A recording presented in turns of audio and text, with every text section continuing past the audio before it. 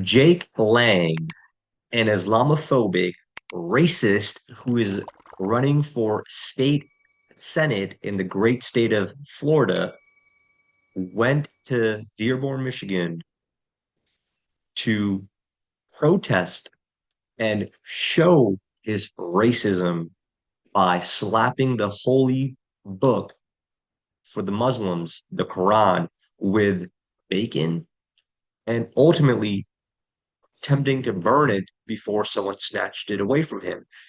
And he decided to go to Dearborn, Michigan specifically because out of the 112,000 people that are in Dearborn, Michigan, 60,000 of those people are Muslims.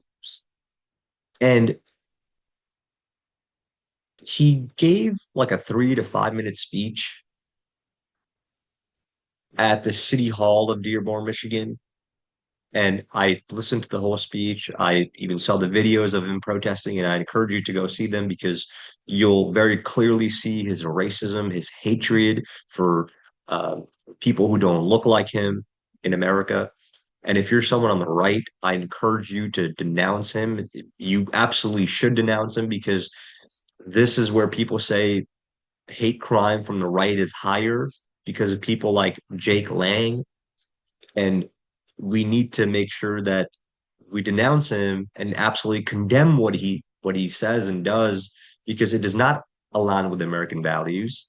And it completely makes sense why President Trump signed a bill to end flag burning and make it illegal. Because first of all, you can't just burn something in the public square. Just like we have public nudity laws, you can't just burn stuff in public. And also, it's inciting violence because it gets people riled up.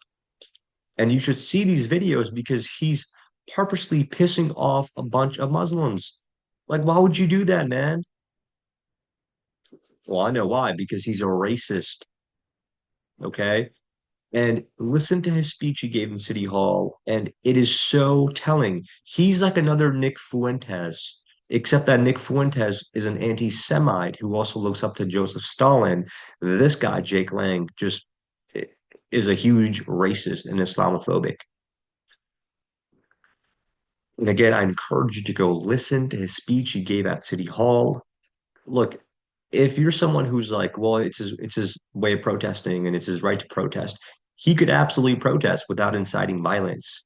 He could criticize Muslims without burning their book by slapping their book, their holy book, the Quran, with bacon, which is prohibited in their religion. So you could protest without different in different ways.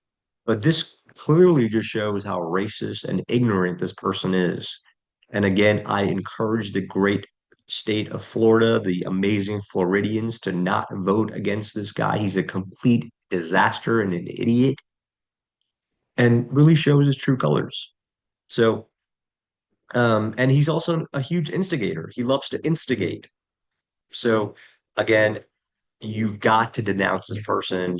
Let's move on to the second topic, which is uh, Trump meeting Zoran Mamdani. And let me set the stage for you on the in this meeting that's going to take place tomorrow, Friday, November 21st. And I'll tell you who set this meeting up, and you can take a wild guess. It was Zoran who said, President Trump, I'd like to come to the White House and meet with you. So, Zoran, if you're watching this, turn the volume all the way up because you know exactly why you decided to meet with President Trump and requested to meet with him because 2026 is going to be a whole new year and you want your $10 billion of federal funding to fund 8.5 million New Yorkers. Okay. So he's meeting with President Trump, and Trump is going to absolutely hear him out, but also absolutely cook him because he knows that these socialist policies are not going to be able to go through. You're not going to give free busing to the amazing people of New York. You're not going to have government run grocery stores. You're not going to have rent freezes because, and all these empty promises, that's what they all are because he bamboozled 8.5 million people. None of it's going to be true. And these are going to be the very simple thing President Trump is going to say. You're not going to do this. You're not going to do this. You're not going to do this. But here's what you're going to do. You're going to make the streets of New York safer by putting more police on the street, by putting more policemen and policewomen, not mental health advocates, because mental health advocates, this is so funny. This is funny, but it's embarrassing to hear this guy talking about how he wants to put mental health advocates in the streets of New York City rather than police officers. Guys, let me tell you something. If I am ever on the subway or in New York City, which I was just at today, I it, if I see something happening or someone's instigating something with me, I don't want a mental health advocate there. I want police officers there. Okay. And again, common sense. So he's going to the White House and he's going to beg for his money, the federal funding that New York City gets, like all the states and cities get. He's going to go and beg for it. And Trump is going to lay out a very simple agenda for him. And let's see if he's going to be able to abide by this simple agenda. And the federal government is not playing any games because they block federal government, federal aid to universities, uh, like Harvard and Columbia for having anti-Semitism run rampant in their universities because people were pro-Hamas.